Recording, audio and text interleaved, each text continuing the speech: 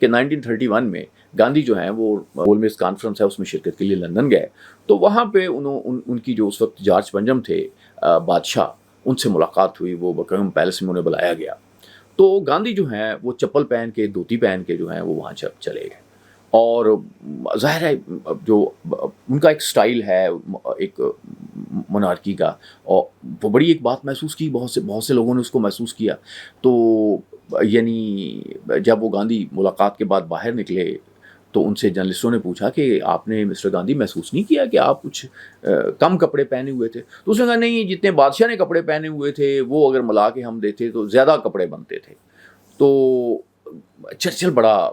یعنی اس بات پہ بڑا تنگ تھا، اور اس نے ایک بیان بھی دیا تھا کہ یہ کتنی خطرناک اور گھنونی بات ہے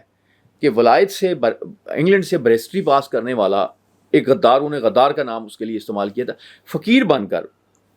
نیم برہنہ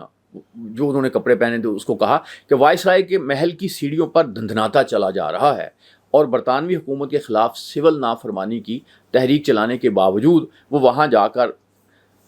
بادشاہ کے جو نمائندے ہیں ان سے بھی گفتگو کرتا ہے.